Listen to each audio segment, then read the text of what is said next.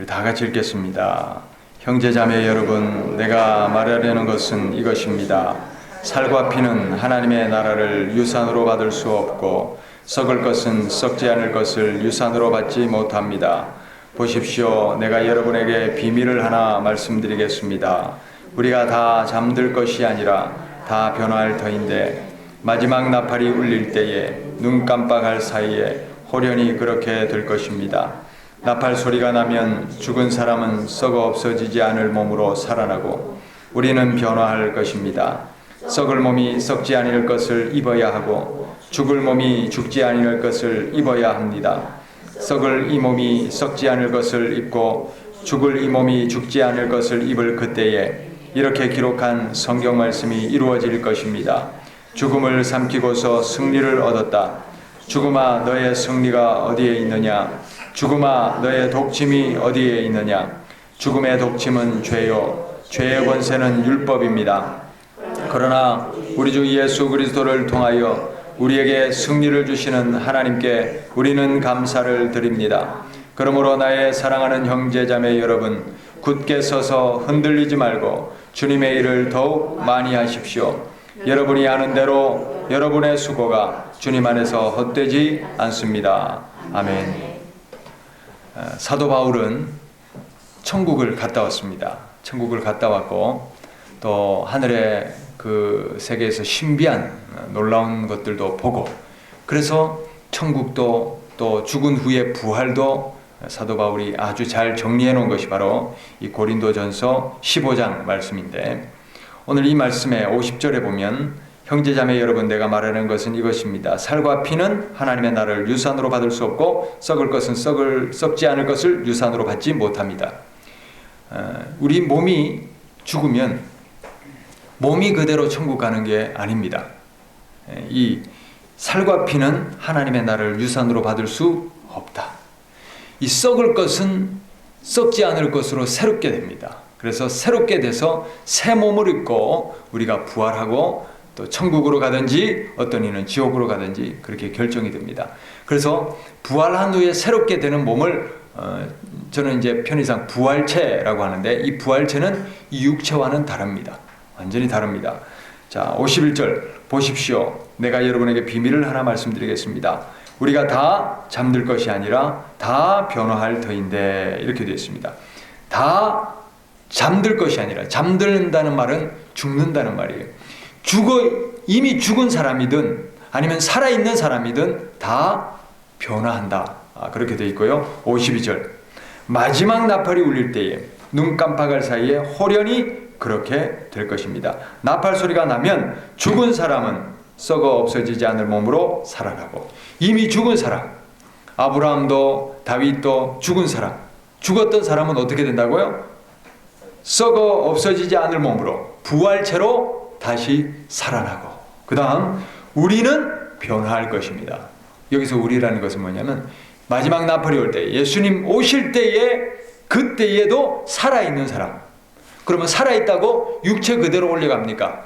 아닙니다. 변화할 것입니다.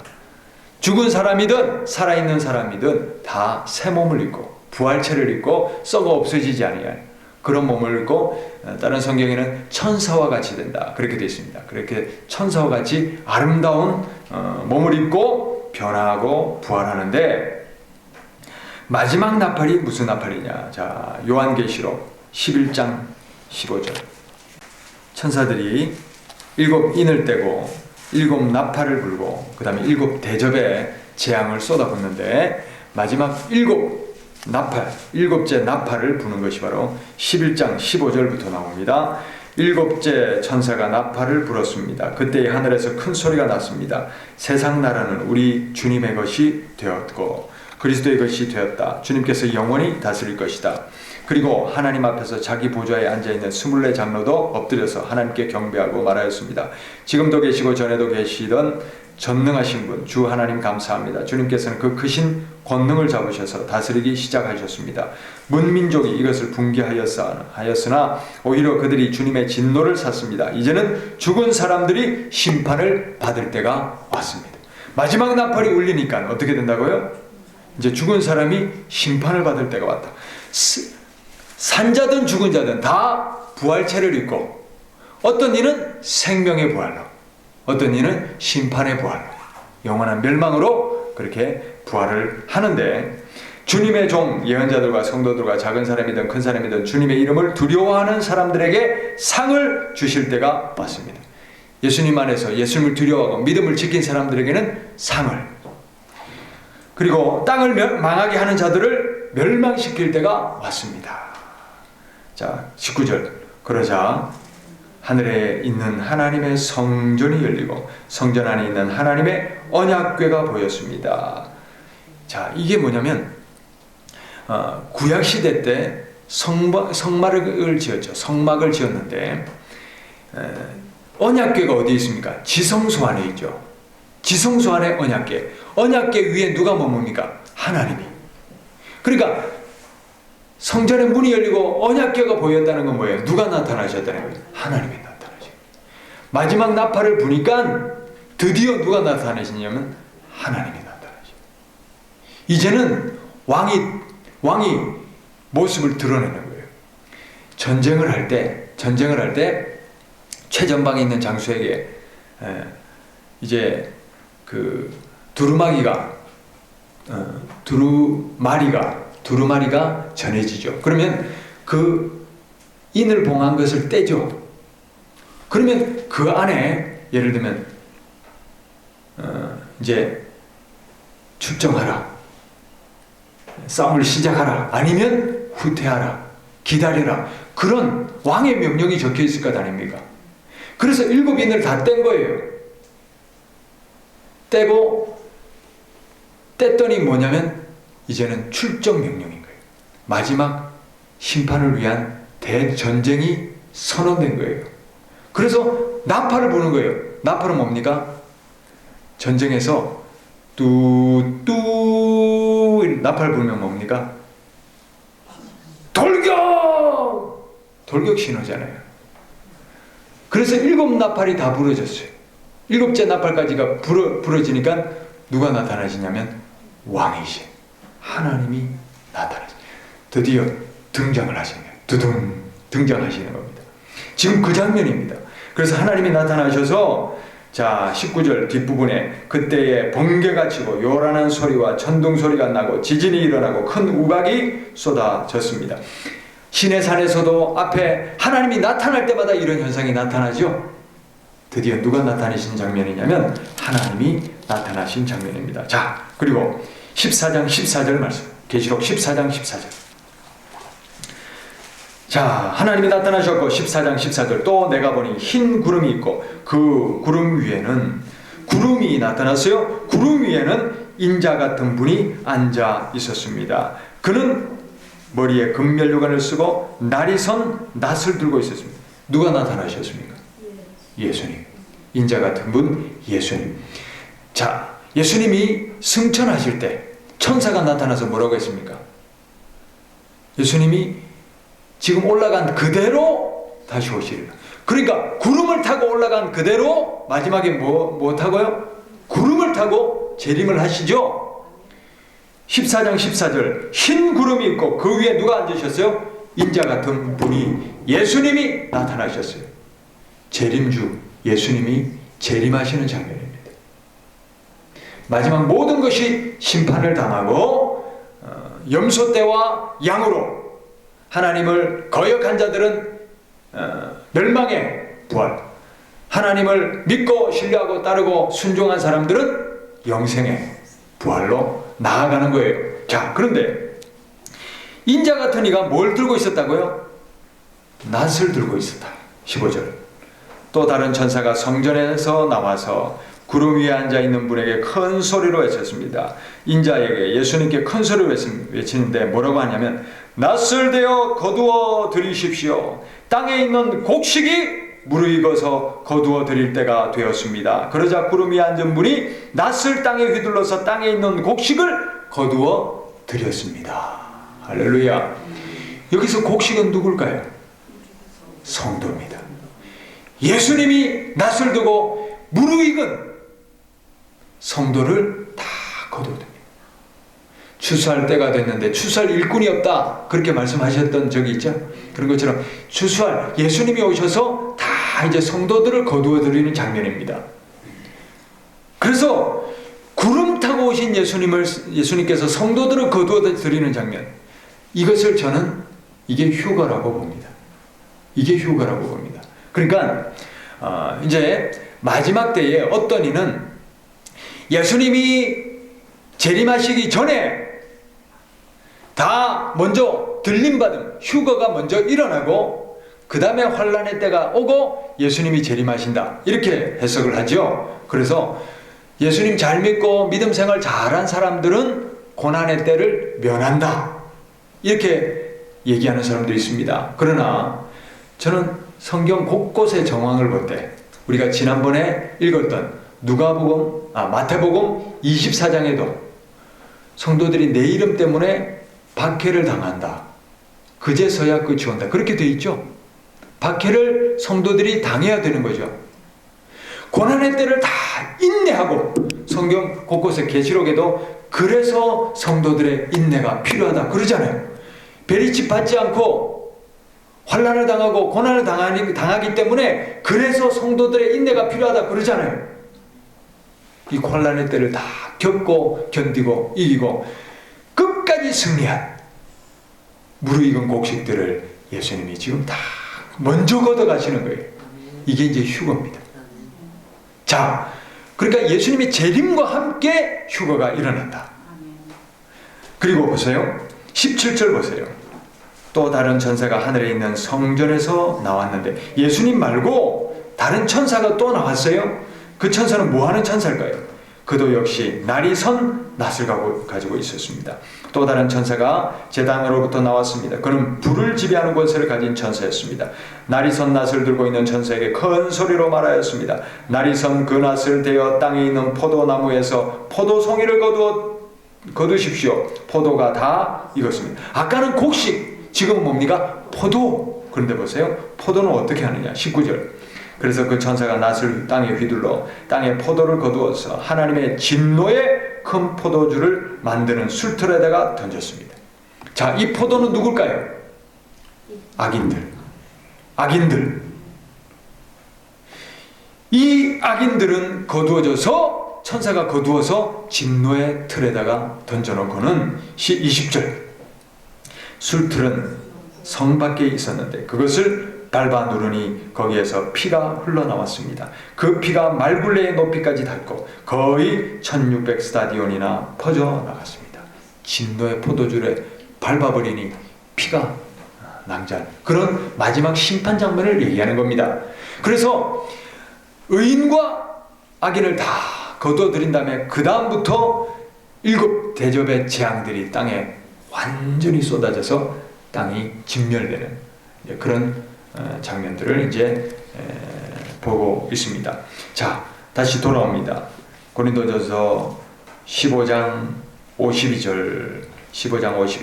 마지막 나팔이 울릴 때에, 아까 그 마지막 나팔이죠? 어떻게 된다고요? 눈 깜빡할 사이 호련히 그렇게 될 것입니다. 여기에서도 분명히 얘기하죠. 나팔 소리가 나면 죽은 사람은 썩 없어지지 않을 몸으로 살아나고 부활하고, 그 다음에 우리도 변할 것입니다. 휴거 되는 겁니다. 그래서 다 하나님의 심판대 앞에서 의의 백성은, 곡식들은 예수께서 다 걷어가시고, 악한 이 포도송이는 어떻게 합니까? 술틀에 밟아서 완전한 심판으로 이제 밟죠. 멸망당합니다. 53절, 자 읽읍시다. 53절 말씀. 썩을 몸이 썩지 않을 것을 입어야 하고 죽을 몸이 죽지 않을 것을 입어야 합니다. 54절. 썩을 이 몸이 썩지 않을 것을 입고 죽을 이 몸이 죽지 않을 것을 입을 그때에 이렇게 기록된 성경 말씀이 이루어질 것입니다. 자, 무슨 말씀이냐? 이제 썩지 않을 몸을 입고 승리했죠. 부활했죠. 부활 승리를 했습니다. 그러므로 더 이상 사망 권세가 작용할 수가 없다.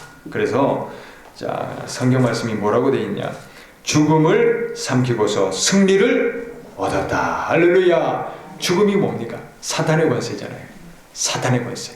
우리를 영적인 죽음으로, 우리 영혼을 멸망시키려는 이 죽음의 권세는 끝이 나고 승리를 얻었다. 55절. 죽음아 사망아 너의 승리가 어디 있느냐. 이제 이 죽음을, 악의 권세를, 마귀를, 사탄을, 죽음의 권세를 비꼬는 겁니다. 죽음아 너의 승리가 어디 있느냐 하고 비꼬는 겁니다. 그 다음 뭐라고 되십니까? 죽음아 너의 독침이 어디 있느냐. 자, 이 독침, 벌이 침이 있잖아요. 또 바이러스 같은 게 이 지저분하고 더럽고 또는 상처나 이런 데 침투하잖아요. 그런 것처럼 독침이 있다는 거예요. 자, 이 독침이 56절에 죽음의 독침은 죄요. 자, 죄를 미끼로 삼아, 죄를 떡밥으로 삼아, 죄를 밥으로 삼아, 먹이로 삼아서 사망이 독침을 찌른다는 거예요. 그러니 죄는 사망이 독침 놓는 것이에요. 그러니 죄를 짓지 말아야 돼요. 죄가 있으면 사망이 거기다 독침을 쏜다는 거예요. 그 죄 때문에 죽는 거예요. 그래서 죄의 삭은 사망이다. 사망이다. 영원한 죽음이에요. 멸망이에요. 이 죄에다가 독침을 놓는 거예요. 그 다음 뭐라고 되어 있습니까? 죄의 권세는 율법입니다. 이게 또 무슨 소리입니까? 자, 죄가 어디에서 힘을 받느냐? 율법 때문에 힘을 받는다는 거예요. 이게 무슨 소리냐면 율법은 원래 레위기 18장 5절에 보니까 우리를 살리려고 주신 법이거든요. 하나님이 나의 율례와 규례를 지켜서, 규례와 법도를 지켜서 행하라. 그리하면 살리라. 사람들이 이로 말미암아 살리라. 엉망진창으로 살 길인지 죽을 길인지 모르고 악을 행하는 우리에게 이렇게만 행하라. 그리면 살려주겠다. 그리고 살리려고 준 게 바로 율법이죠. 그런데 살리려는 율법을 범하잖아요.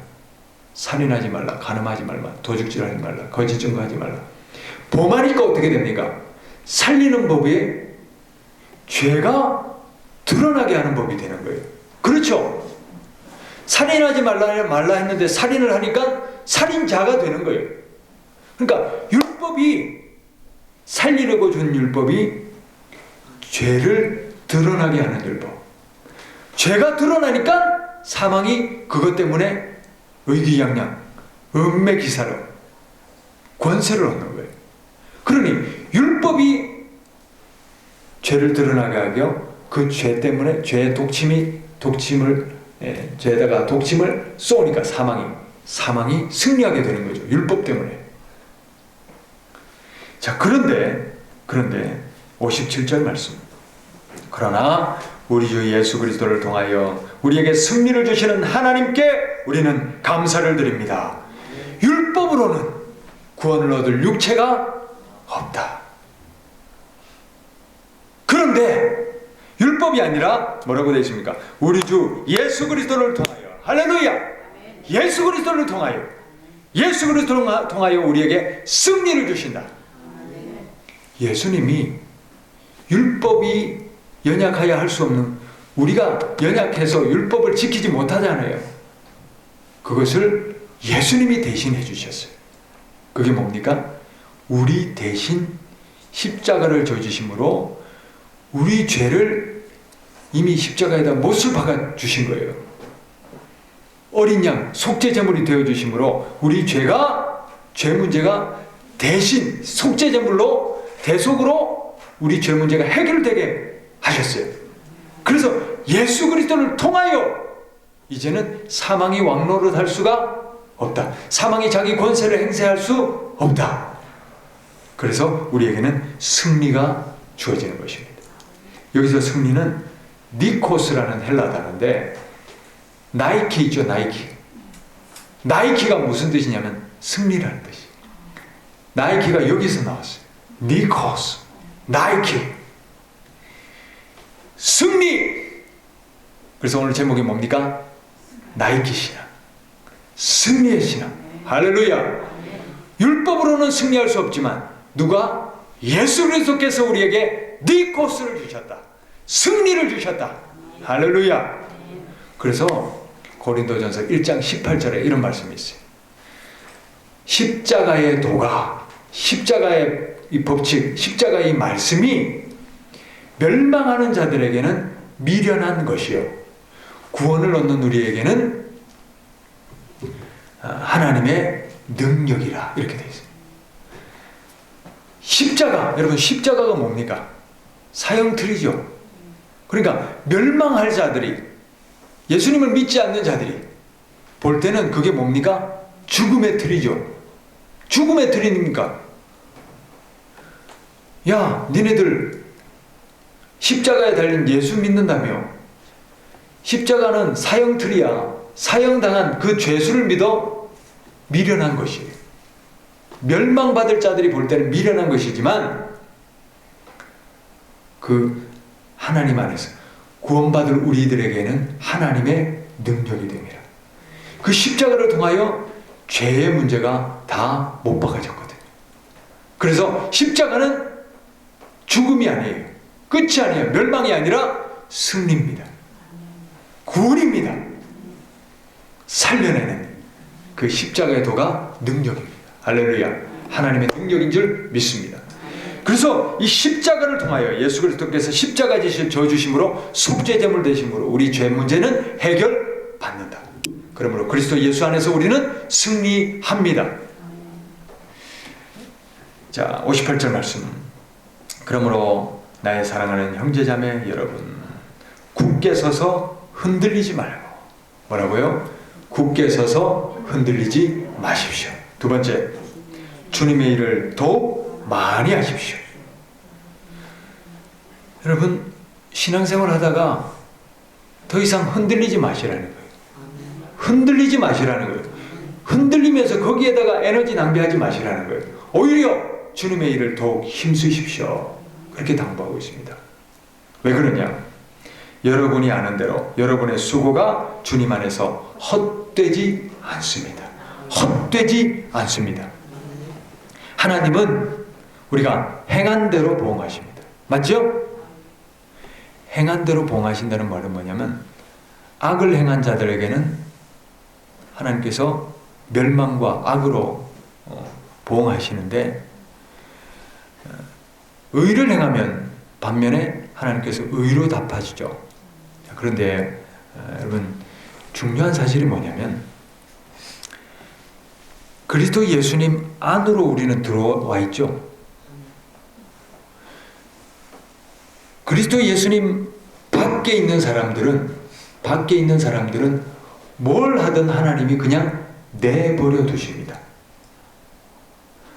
로마서 1장과 2장 그 부분에 보면 저희들이 그 악한 일대로 그냥 내버려 두셨다, 그렇게 되어 있습니다. 여러분, 우리가 옆집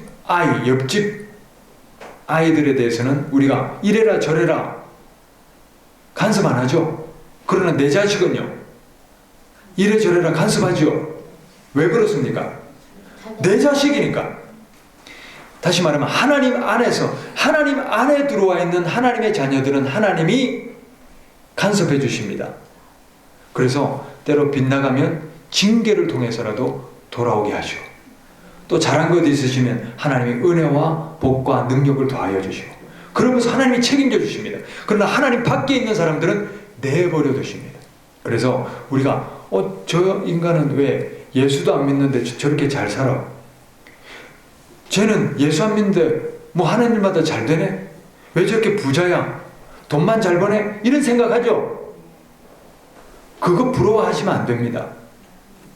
하나님 밖에서 뭘 하든 그건 하나님이 내버려 두십니다. 내버려 둔 자녀들은 어떻게 되는 거예요? 그렇게 살다가 멸망받잖아요.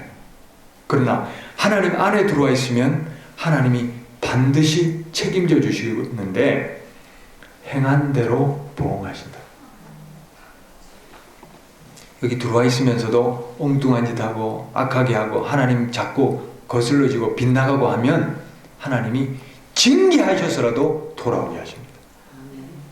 그러나 하나님 말씀 따라 살고 순종하고 하나님께 나아가려고 하고 하나님께 더 여기도 말씀하신 것처럼 주의 일에 힘쓰고 굳건하여 서서 흔들리지 않고 그렇게 하나님께 계속 온전하게 나아가면 하나님께서 은혜로 능력으로 더 큰 일을 맡기시고 더 능력 있게 하나님의 일들을 감당하게 하십니다. 행한 대로 보응하십니다. 그러므로 우리가 하나님 안에 들어와 있으면 하나님 안에서 은혜 받을 일, 긍휼히 여김을 받을 일, 복된 일에 힘쓰시기를 바랍니다. 복을 받으려면 복 받을 짓을 해라. 우리 어머니 말씀입니다. 그 다음에 성경에도 그렇게 되어 있어요. 긍휼히 여길 자를 긍휼히 여기시고, 할렐루야. 긍휼히 여김 받을 짓, 우리가 하나님의 은혜 받을 일, 하나님의 복을 받을 일을 우리가 행할 수 있기를 바랍니다.